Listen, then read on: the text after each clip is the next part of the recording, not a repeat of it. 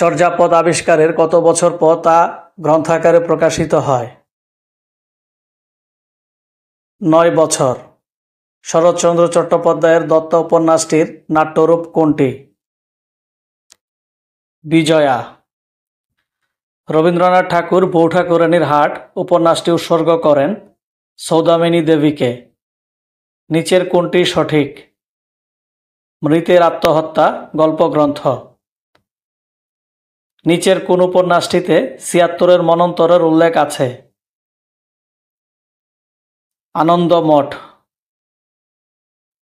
বাংলা লিপির উদ্ভব হয়েছে কোন প্রাচীন লিপি থেকে?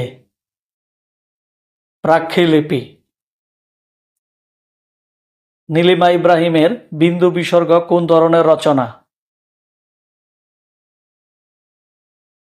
আত্মজীবনী। লোকসাহিত্যের মোটিফ হিসেবে হীরামণি বা শুক পাখির অবতারণা করা হয়েছে পদ্মাবতী। প্রদোষে প্রাকৃত জন উপন্যাসটি কার রচনা? শওকত আলী। চাঁদ সওদাগর কোন মঙ্গল কাব্যের নায়ক? মনসা মঙ্গল। কৃষ্ণকান্তের উইলের রোহিণী আত্মহত্যা করতে চেয়েছিল কেন? স্বীয় ব্যর্থ যৌবনের হাহাকারে। শওকত ওসমান কোন গ্রন্থের জন্য আদমজী সাহিত্য পুরস্কার লাভ করেন? কৃতদাসের হাসি।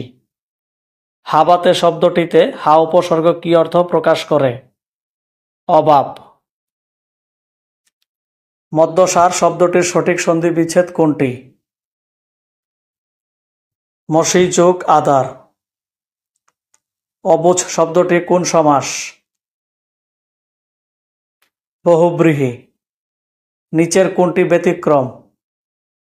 অবনী। অস্থির বিপরীত শব্দ? নাস্তি। পাত্র কোন ভাষার শব্দ? সংস্কৃত। নিচের কোন শব্দটি প্রত্যয় যুগে গঠিত হয়নি? শুভেচ্ছা। নিচের কোনটি গোষ ধ্বনি? হ। ধ্বনিতত্ত্ব ও শব্দতত্ত্বকে বাক্যে যথাযথভাবে ব্যবহার করার বিধানের নামই বাক্যতত্ত্ব। কোনটি স্ত্রীবাচক শব্দ? বৈষ্ণবী। নিচের কোনটি গুণবাচক বিশেষণের উদাহরণ? চৌকস লোক। মেঘ গর্জন করে তবে ময়ূর নৃত্য করে, এটি কোন ধরনের বাক্য? যৌগিক বাক্য। নিচের কোনটি আম প্রত্যয় যুগে গঠিত হয়ে জীবিকা বুঝিয়েছে? ঠকামো।